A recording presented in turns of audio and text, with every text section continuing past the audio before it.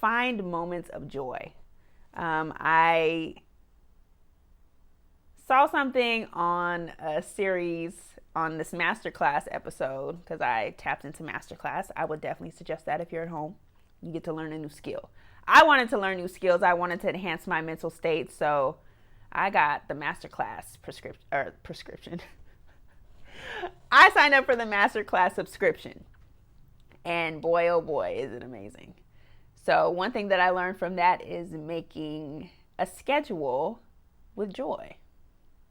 And what I mean by that is find 5 minutes of your day, a couple minutes of your day to do something that makes you happy, whether it's eating great food, whether it's sipping a drink of your favorite iced tea, whether it's calling a friend or a family member that makes you laugh, or just standing outside to get the sun, feel the wind, listening to music. For me, I tapped into smooth jazz. Woo! I already listened to it before because my mom listens to it, but it hit different now. Listening to those instruments was very soothing for me, and it was nice. It is so nice. So tap into something that eases your mind but also brings you joy. What I want you to keep in mind after figuring out what you want to implement for your healing process is that your healing process is your healing process. It's not anyone else's, it's not your job to help anyone else understand what your healing process looks like or why you might be moving the way that you're moving, because it's not for them to understand, it's for you. And honestly, you're going to have friends who don't and family members who don't understand. And that may mean like not answering certain phone calls just because you don't want to deal with you don't want to partake in certain conversations, or you just don't want certain energies in your space. And it's okay, because setting boundaries, healthy boundaries, is definitely beneficial when you're healing. People aren't going to always understand your boundaries, but in some cases, they may not even respect it. But if you have people that love you and know what you're going through, they will respect your boundaries. And if they don't, remember that conversation we had about acquaintances and real friends? Yeah, know where to place them. Because people show their true colors when you set boundaries. People show their true colors when you're healing, or what some people might say, changing. Because this is a change. You are changing. There is no way that you're going to go back to being the old person that you were after this. There's no way. Because you're not the old person. I'm not the old Shuri. I'm a whole different person. And your friends and family are either going to hop on the train or they're going to get off. You decide where you want to place them with that. And it is your job to heal yourself. It's not your friends. It's not your family. It's not your parents. It's not your siblings. It is no one's job to heal yourself but you. You are in control of yourself, and you're in control of your experience.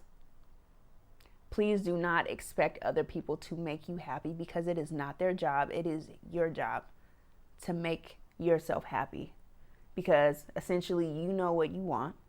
You're the only person that knows how you feel during this process, and you are the only person who can pull yourself out. For me, I was in a dark hole that I could not get out of. People tried to help me find flashlights, but it didn't work. But I knew that I had to figure it out. And I also knew that people don't understand how I feel, because again, people made me feel like I was over exaggerating, because they may know somebody that had a more serious injury than yours, which is fine. But at the same time, my injury was a serious injury, and I've never been injured before. So it's not your job to help people understand and why you feel the way that you feel. If they don't get it, then they don't get it. But If you are someone who knows someone who is struggling with an injury and who may be struggling with depression, keep in mind that their experience is their experience. Please do not minimize their experience or what they are feeling, because they have every right to feel the way that they feel. And please do not feel like you need to fix them. It is your job to support them through their difficult time, but it is not your job to fix them. One thing that a couple of my friends did that I appreciate so much is they just listened to me. I had some friends that just listened.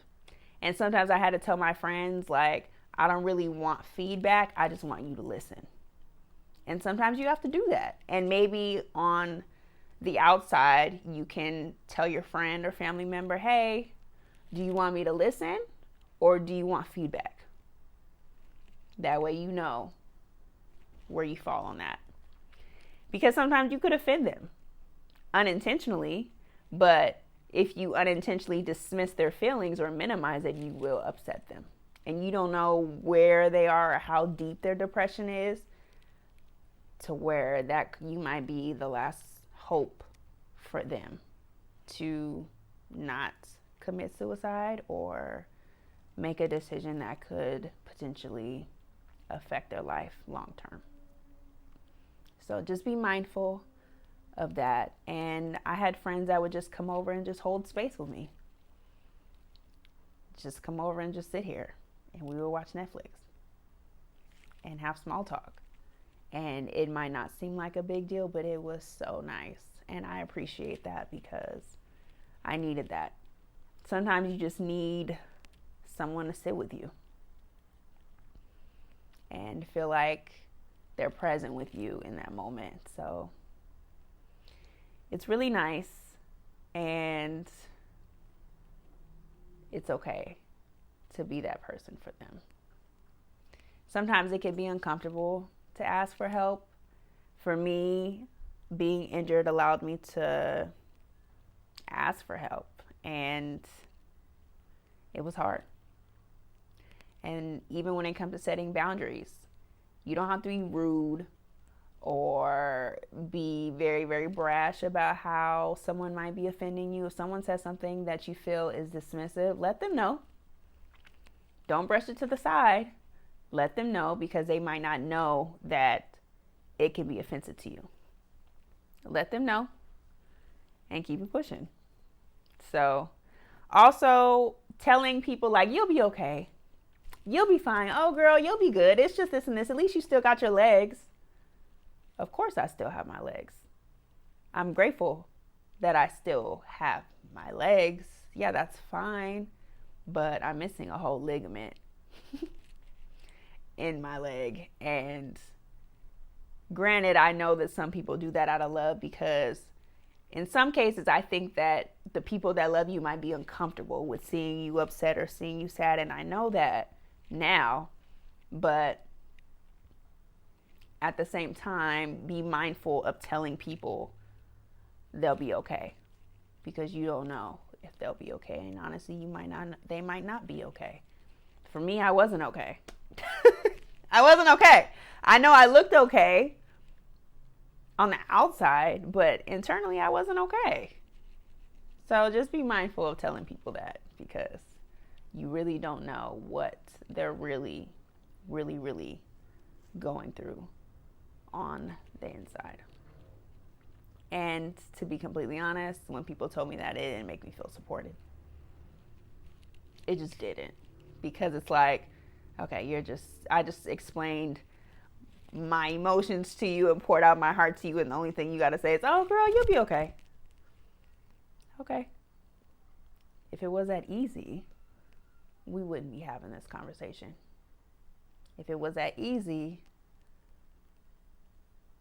people wouldn't be killing themselves. It's just not that easy for a lot of people. And I am usually the most optimistic person when it comes to difficult circumstances, and in this case, it was not easy. It wasn't. And instead of always being that person to uplift others, I needed some people to uplift me. Yeah, I am a strong individual, but I was not strong in this situation. I just wasn't. So if you know someone that is struggling with this injury or any difficult time, please be mindful of how you provide advice and support. And also, if you are struggling with an injury or depression, please get the professional help that you need and seek professionals in your area that will help you move forward. One suggestion I would give is looking on Psychology Today and searching for a therapist in your area or contacting the suicidal hotline. I hope that you get the help that you need. Please don't be afraid to speak up for yourself, because you need you right now. And don't deny that. Don't question that. And don't do yourself a disservice by ignoring you.